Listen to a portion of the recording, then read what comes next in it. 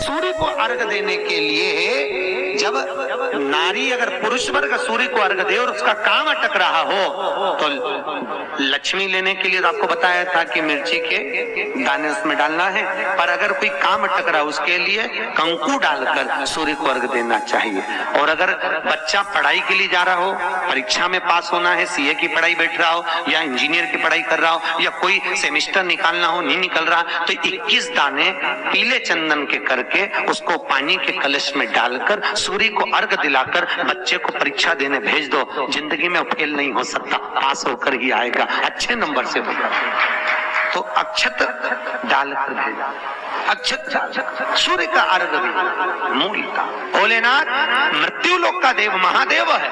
भगवान शिव की कथा में वेदव्यास जी ने कहा कि शंकर की कथा में ये सारे उपाय इसलिए लिखे कि मनुष्य को दुख ना हो, कष्ट न हो। सूर्य को अर्घ देने के लिए चतुर्थी का जो व्रत करने वाली होती हैं, जो चतुर्थी का पूजन करने वाली होती हैं, उनके भीतर का एक भाव होता है कि जैसे ही शाम का समय आए चंद्रदेव का पूजन करें, चंद्र जब प्रकट हो जाए, कलश भर लिया, उसके नीचे आखा दाना रख दिया, चावल गेहूं जो भी आप रखते हो पूजन के लिए, ऊपर पात्र आदि रख दिया जलाशय, फिर अपन ने घी का दिया लगाकर पूजन भी कर ली। तो जो चतुर्थी का पूजन करने वाली होती हैं, जो चतुर्थी का नियम व्रत धारण करने वाली होती हैं, बड़ी बड़ी चतुर्थियां करती हैं या उसका नियम धारण करती हैं, तो चतुर्थी का जो पूजन करती है वो किस चीज के लिए होता है? केवल संतान, पुत्र, परिवार, हमारा कुटुंब, हम जिस कुल में हैं, हमारा कुल वैभव की ओर बढ़े, संपदा की ओर बढ़े और उसकी आयु बढ़े,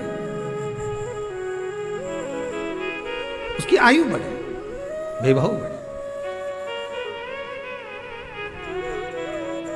बहुत ध्यान दीजिएगा महाराज, चतुर्थी की पूजन में जो आप आखा दाना रखते हो, गेहूं वगैरह कुछ भी जो भी रखते हो, उसकी बड़ी महत्वता होती है महाराज। यहाँ तक कहा गया है, चतुर्थी की कथा तो आप लोग पढ़ते होंगे, जो लोग पढ़ते हैं उनको मालूम होगा, चतुर्थी की कथा में लिखा है, चौथ माता के व्रत में वर्णन किया गया है कि वो आखा दाना जो रखा जाता है, मान लो कोई जरूरी काम होता है तभी आखा दाना को रखा जाता है, संभाल के रखते हैं कि हम इस काम के लिए जा रहे हैं और हमारा ये कार्य सफल होना चाहिए।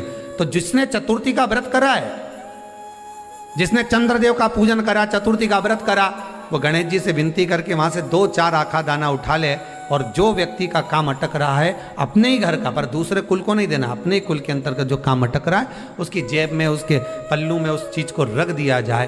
तो चतुर्थी जो अगली आती है, जैसे आप महीने की करते हो तो महीने की, और आप जैसे करते हो कि 4 अलग बड़ी बड़ी चतुर्थी करते हो तो उसके अनुसार आपका कार्य सिद्ध होता ही है। उस आखे दाने का इतना महत्व होता है क्योंकि चतुर्थी का व्रत करने वाली माता जब व्रत करती है तो स्वयं चतुर्थी की कथा में लिखा हुआ है कि पार्वती जी गणेश जी से चतुर्थी की कथा बचवाती। चतुर्थी की कथा बाची किसने थी? स्वयं गणेश जी महाराज ने। और सुनी किसने थी? माता पार्वती। बाचने वाले गणेश जी थे, सुनने वाली माता पार्वती थी। तो चतुर्थी की कथा जब होती है तो उसको स्वयं गणेश जी बाच रहे हैं, तो व्रत कौन सुन रही है? माता पार्वती। और आपने जो आखा दाना लिया वो गणेश जी के भाव से लिया, गणेश जी से निवेदन करके, विनय करके, प्रार्थना कर उसको प्राप्त किया।